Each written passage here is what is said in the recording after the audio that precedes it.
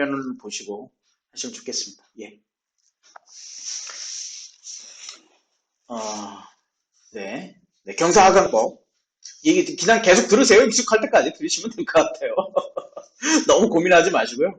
그래서 이제 이 기울기, 직선의 기울기를 구하는 건 결국은 이 에러 펑션의 미분값인 거죠. 미분값. 결국은 미분값이니까 이게 기울기가 돼요. 이걸 그레디언트라고 하죠.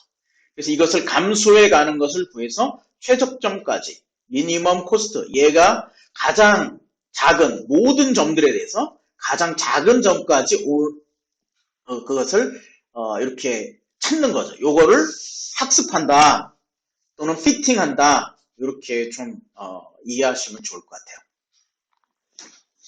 이거는 어느 이제 초기 값이죠. 이니셜 웨이트라는 건 이제 초기 값인데, 요 변화율을 러닝 레이트라고 해요. 러닝 레이트. 요걸 얼만큼이나 많이 갈 거냐, 적게 갈 거냐, 그거를 결정합니다. 이 러닝 레이트를 주는 게 상당히 이제 좀 시간이 걸리고 노가다인데요. 그것은 이제 학습 곡선, 즉 에포크 전체를 실행하는, 전체 데이터를 한 번 실행하는 걸 에포크라고 하는데, 학습하는 거를 그 에포크에 따른 손실 기울기가 이렇게 어느 정도나 들어가느냐, 그거를 보면서 이제 구해가면 됩니다. 다시 한번 말씀드리지만 그냥 익숙하셔라, 이게 목표입니다. 그냥 익숙하실 때까지 하시면 좋을 것 같아요.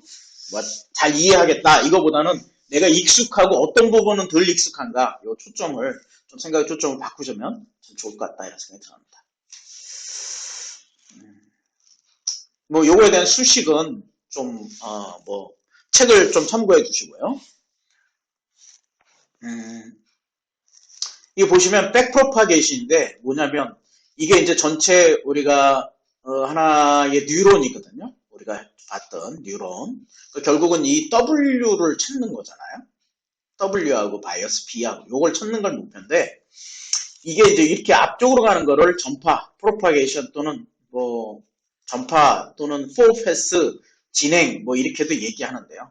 이렇게 가는 건데, 우리가 결국은 가격은 알아요. 여기 보면 우리가 Y값과 Y햇은 알 수 있는 거죠. 수식을 넣어서. 그럼 결국은 얘를 구하려고 하는 건데, 얘를 구하려면 여러 개의 함수가 이렇게 거쳐서 왔잖아요. 그러니까 결국은 이걸 미분해 가는 형태, 편미분을 사용한다. 그러니까 편미분을 사용해서 결국은 W와 바이어스, 이 계수와 바이어스를 구한다. 이렇게 정리하시면 좋을 것 같아요. 이게 가장 중요한 원리 중에 하나인 것 같아요. 편미분을 사용해서 백프로파게이션을 해서 요걸 찾고, 요 값을 찾은 다음에, 이거 하나를 찾는 게 아니죠. 한 번이 아니죠. 요까지 와갖고 요걸 찾은 다음에 다시 계산해요. 그리고 오류가 작은 거를 다시 업데이트해요. 그리고 업데이트하고 다시 계산하고, 업데이트하고 다시 계산하고, 업데이트하고 다시 계산하고, 이거를 계속 하는 거죠. 이거를 데이터 주어진 걸 다 할 때 이걸 뭐라고 한다? 에포크라고 한다. 에포크가 데이터 주어진 걸 다 한 거예요. 그냥 배치 전체를 다 할 때는 에포크가 이걸 한 번 하고 전체까지 가는 걸 하는 거예요. 그래서 업데이트를 한 번 하고, 그리고 나서 이제 업데이트 가격을 가지고 다시 또 하죠. 계속 이런 방법을 계속 왔다 갔다 하면서 결국은 에러가 가장 적은 쪽으로 쭉 할 때 그만두는 거죠. 그러면 마지막 남은 요 값, 계수와 바이어스가 우리가 찾고자 하는 값일 가능성이 높다는 뜻입니다. 뭐 수학적 수식은 그렇게 보시고요. 지난번에 살펴봤던 게 그래서 이제 퍼셉트론 구조거든요. 퍼셉트론이라는 건 그냥 뉴런이 하나 있는 것 또는 레이어가 하나 있는 것, 이렇게 생각하시면 돼요. 뭐 이걸 퍼셉트론 구조라고 합니다. 그래서 우리가 배축값 가지고 이거를 이제 선형외기로 이걸 구했는데요. 이제 그러려면 이런 4단계의 과정이 필요한 것이 좀 전에 설명한 거. 그래서 전처리, 자료 구조를 처리 구조에 맞게 알맞게 변경하고, 여기에는 몇 개의 변수를 가져올 건지, 그리고 타겟은 무엇인지 이걸 설정해서 가져오는 거죠. 그리고 요거를 스탠더라이제이션을 하든지 표준화를 할 건지 아니면 셀터링을 할 건지, 이런 것들을 자료 구조에 맞게 합니다. 그리고 나서 넣어서 forward 방향으로 직선 방식을 propagation이죠. 이게 전파 또는 역전파 이 과정을 계속해서 편미분이 중요한 겁니다. 그래서 역전파할 때 편미분했다가 다시 방정식을 계산하고 그래서 에러를 계산한 다음에 그걸 계속 줄여가는 거죠. 그리고 요거를 한 다음에 업데이트를 해서 다시 피팅 여기까지죠. 여기에서 여기까지를 계속 에포크를 주면서 계산하는 거죠. 그리고 마지막에 우리가 구하고자 하는 바이어스와 D를 알고 있으니까 예측값을 하는 과정을 하는 것입니다.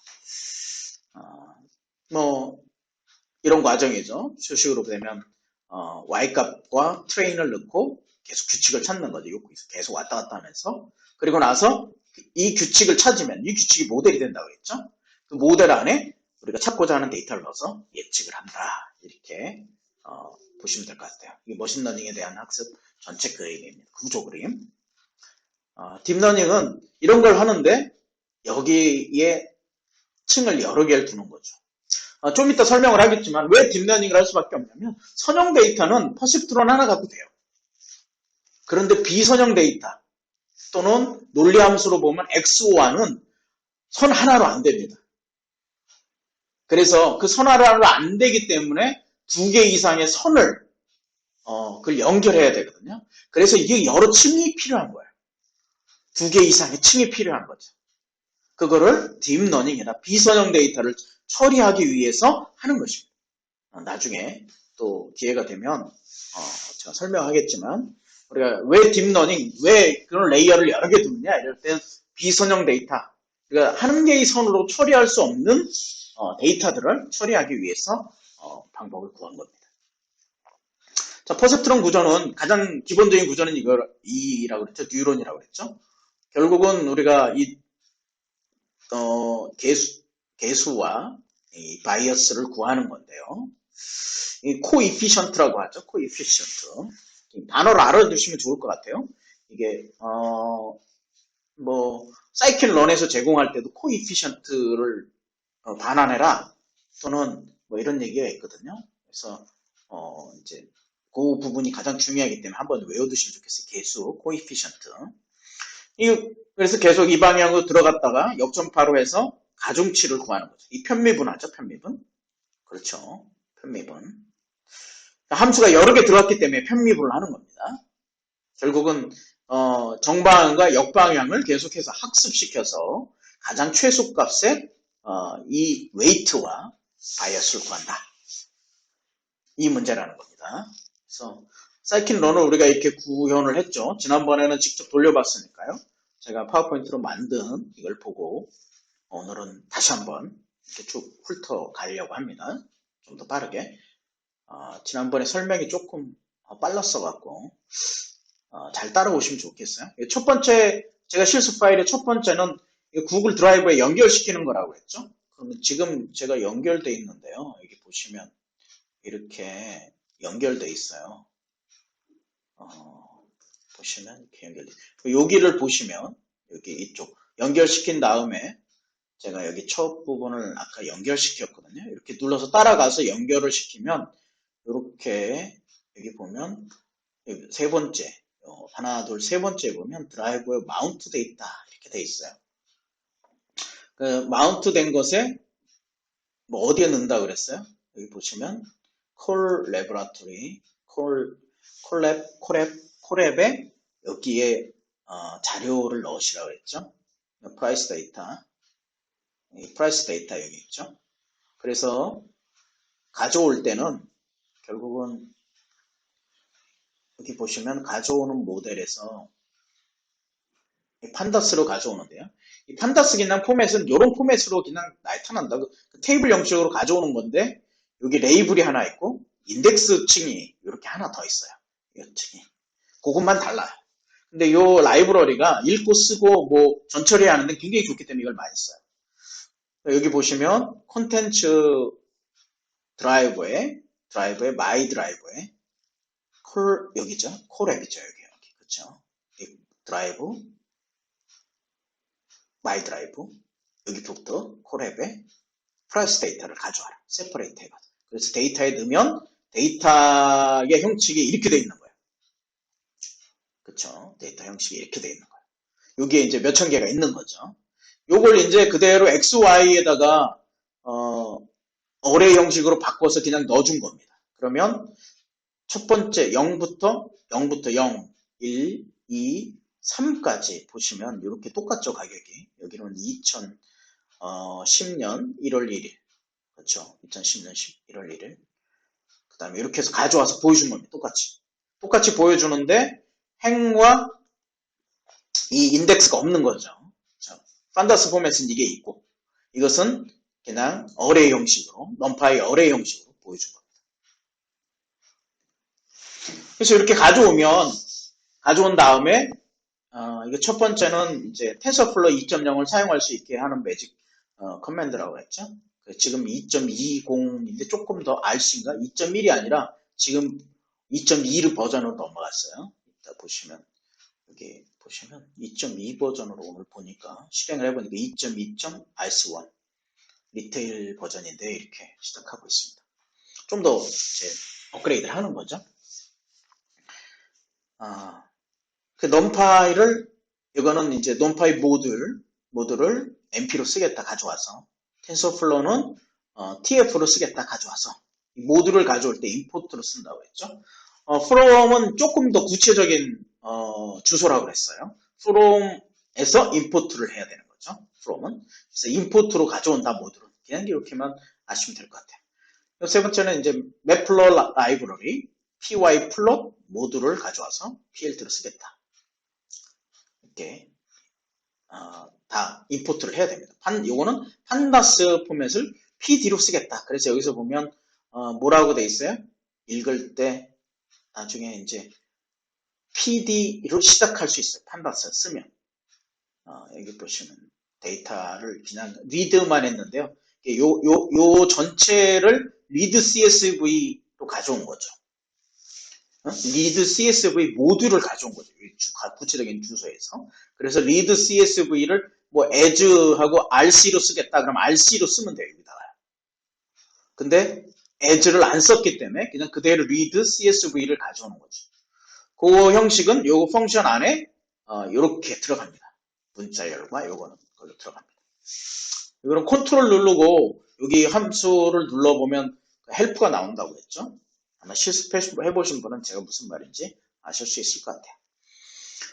여기는 32 실수 그러니까 형식의 이제 32바이트형 실수형으로 numpy 타입으로 데이터를 가져와라. XY에 대해서 그렇게 이제 데이터를 가져와서 XY 변수에다가 테이블을 넣은 거죠. 그래서 XY 변수 2차원 어레이를 이렇게 표시해 보면 위에서 3행만 가져와 보면 이렇게 표시되는 것을 알 수 있습니다. 가격 똑같은 거예요. 마이너스 4.9인데 마이너스 4.9 이게 00이니까 그냥 이게 32바이트형이기 때문에 이렇게 크게 보여주는 거예요. 연산을 위해서 나중에 이런 형식으로 이제 보여주는 것 뿐이죠. 이 형식을 통해서. 여기도 보시면 11인데 마이너스 1에 플러스 1 10을 곱하는 거죠. 2 플러스 이거는 10의 1승이니까 이건 10의 마이너스 1승이고 그렇죠? 이게 전부 똑같지 않죠? 0.9인데 8.99 그렇죠? 실수로 표현하기 때문에 그래요. 이게 실수로 표현하기 때문에 좀 다를 수 있습니다. 약간 차이가 날 수 있어요. 그거는 이제 메커니즘 때문에 그런데 이진수 메커니즘 때문에 그런 건데요. 이거는 뭐 조금 완벽하게 똑같이 표현하지는 않습니다. 이 위에서는 뭐 반올림해서 보여주는 거니까요. 뭐 실수로 변환할 때 이런 차이가 있다는 점, 뭐 약간 오차가 있다는 점 생각해 볼 필요가 있는데요. 우리는 뭐 그걸 가지고 뭐 지금 이 시간에 얘기할 그 범위가 넘어와서 그냥 나중에 한번 인터넷 검색해 보시면 아실 수 있을 것 같아요. scikit-learn이라는 함수를 통해서 그냥 간단하게 구현해 보는 거죠. 일단 이게 전처리 과정입니다.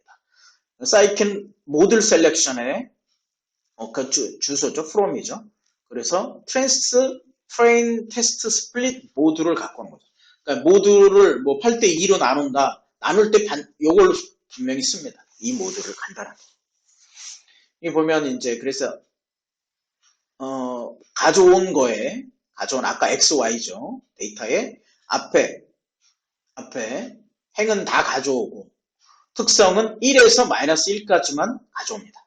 1에서 마이너스 1까지는 뭐예요? 1이면 어디죠? 에버리지 템프죠. 이 부분을 1에서 마이너스 1은요.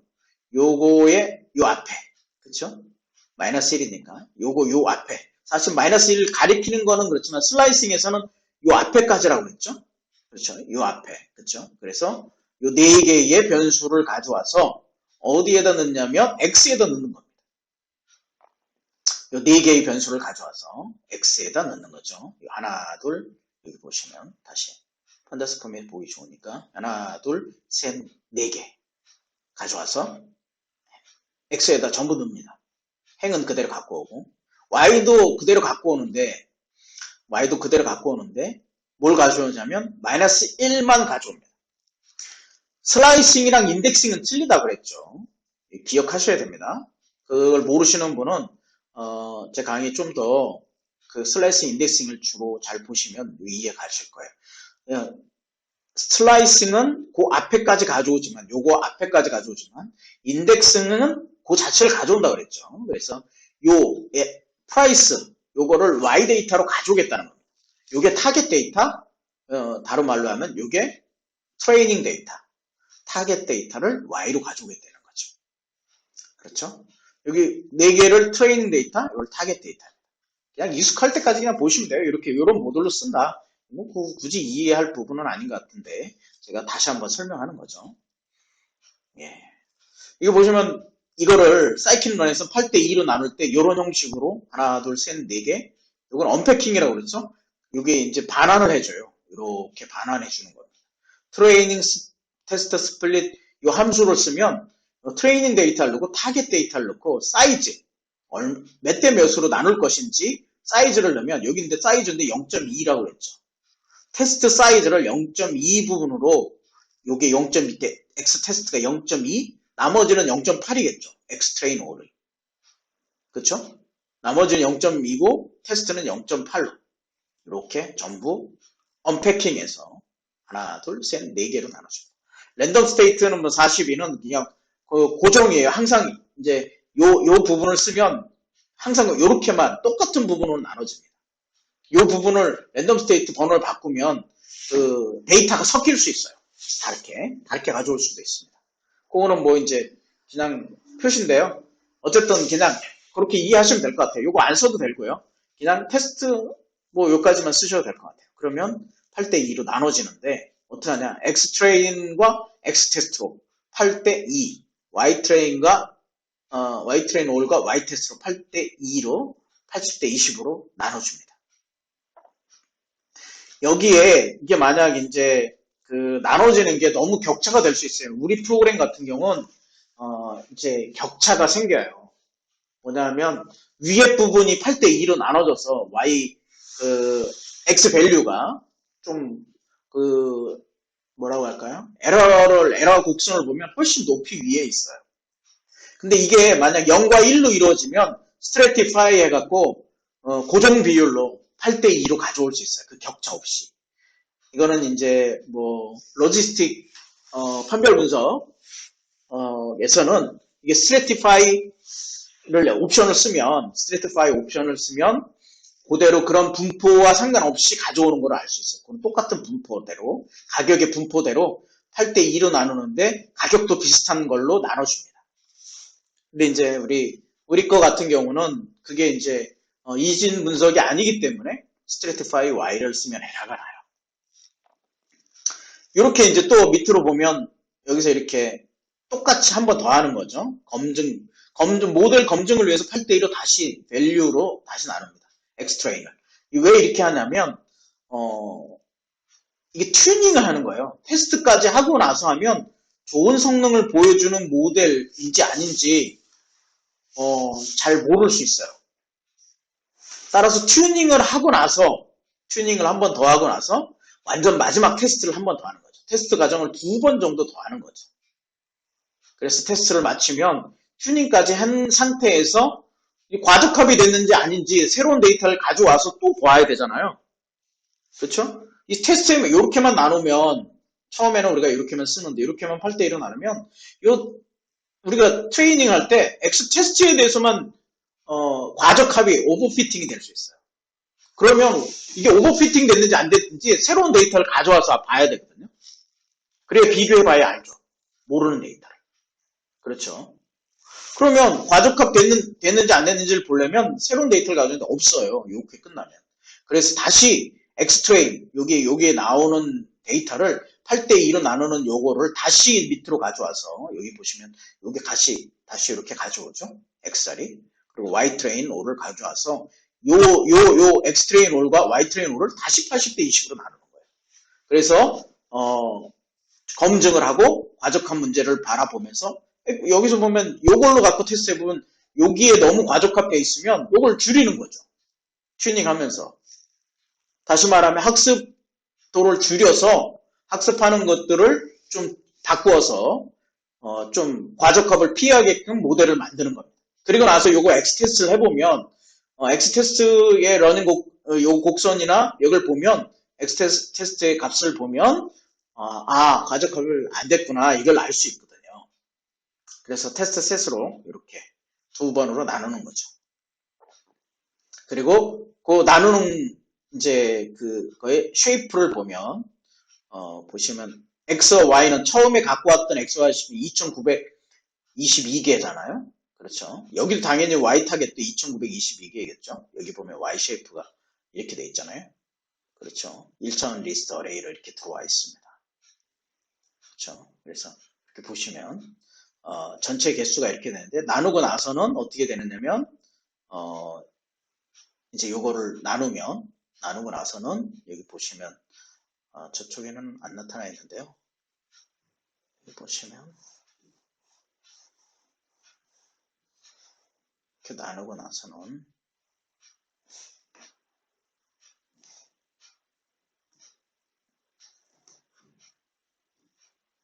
(2922개인데) 마우스가 잘 안 먹네요. 직접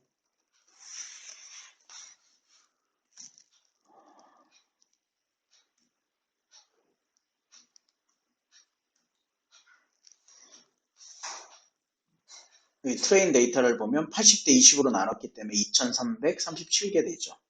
그거를 다시 밸류 데이터가 나누니까 80대20으로 나누면 1869대 468로 나눠지는 겁니다. 여기 보시면 이렇게 이 부분이 이렇게 가는 거죠.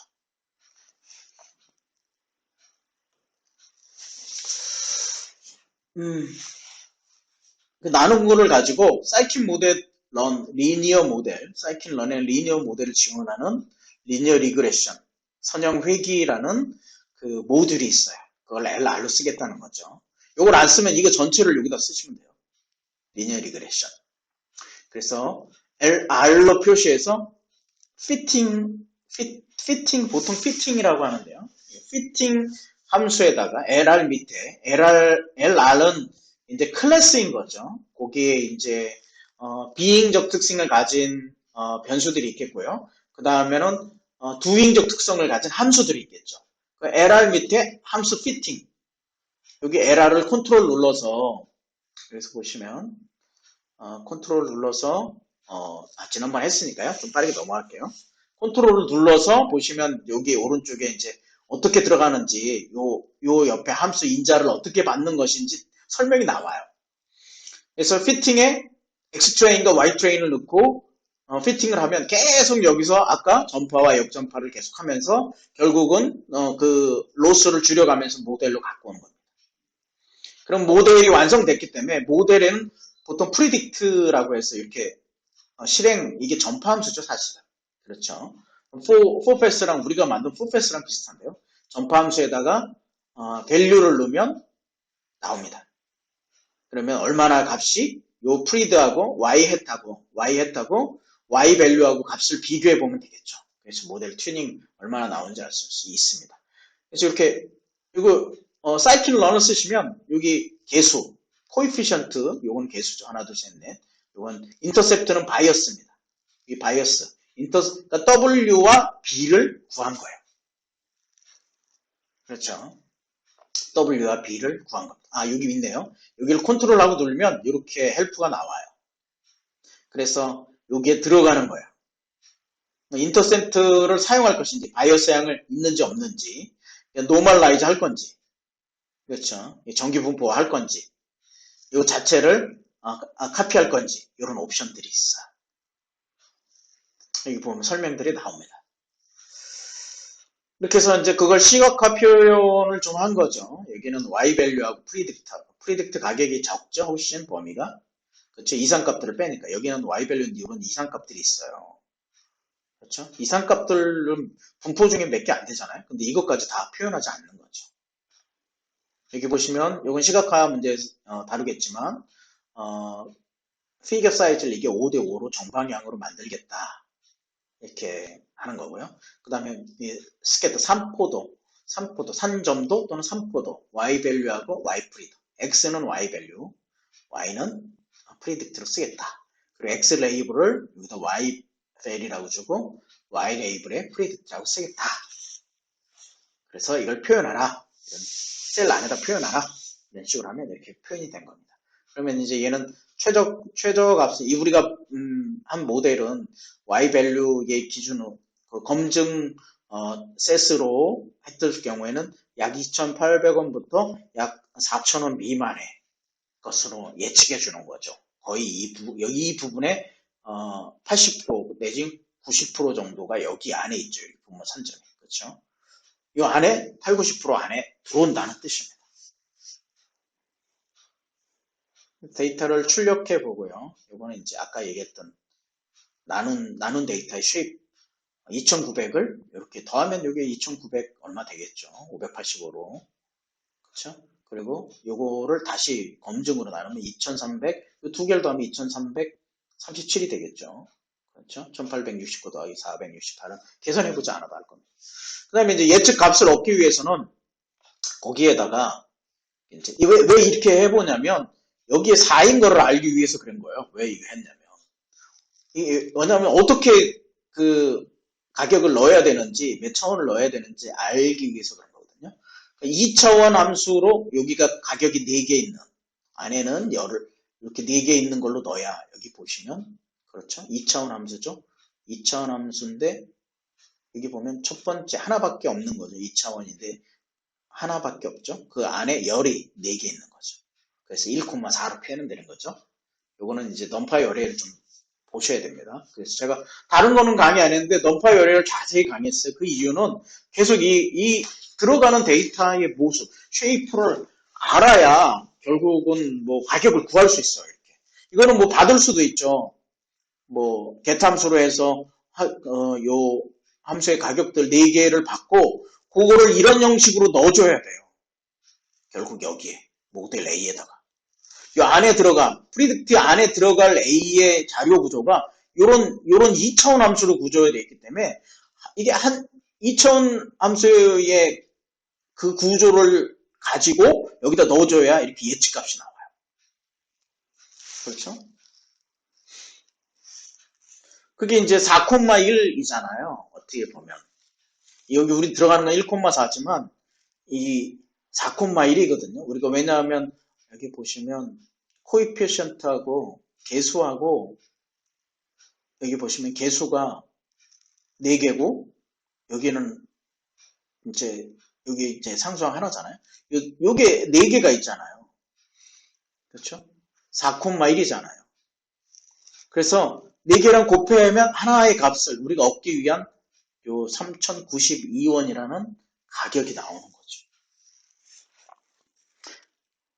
그래서 평균 온도 10도이고 최저 온도 마이너스 5도일 때 또 최고 온도 22, 광수 0.8일 때 결국 우리가 예측하는 가격은 우리가 모델을 가지고 사이킨 런을 가지고 만든 모델에는 3,092원으로 이제 예측한 거죠. 예. 그런데 이제 이 보시면 특성이 다른 변수가 하나 있어요. 가격 변동을 다른 가격이 있어요. 보시면